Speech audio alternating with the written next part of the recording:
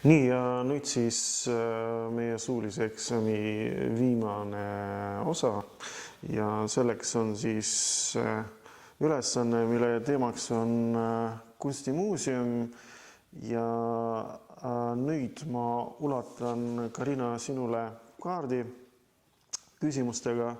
Kujuta endale ette olukorda, et helistad kaardil märgitud asutusse ja vestled seal töötava inimesega.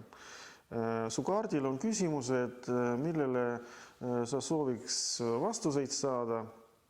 Pöördu oma kaaslase poole ning esita küsimusi, et saada infot. Või kasutada muidugi neid sõnu, mis siin kaardi peal sul on olemas. Aga Lesja, sina vastavalt saad selle kaardi ja oled siis selle asutuse töötaja. Selle kaardi abil sa leiad vastused ja suunad siis teda vajaliku info juurde. Kas saite ülesandest aru?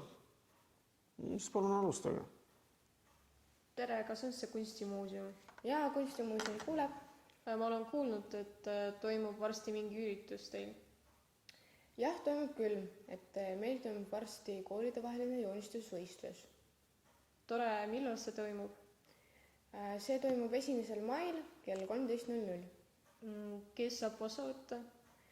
Osa võtta saavad 1. kuni 9. klassi õpilased ja igast koolist oodatakse 2 õpilast. Kas pärast toimub töödenäitus? Jah, parimate tööde näitus toimub Tallinna ja Tartu Kaubomajas. Ja kas toimub mingi registreerimine teil? Jah, toimub küll, aga registreerimine on telefoni kaudu, et pange siis kirja. Jah, kohe võtan pastaka. Et siis pange kirja number 7 421 311. Jah, aitäh, head aega. Head aega.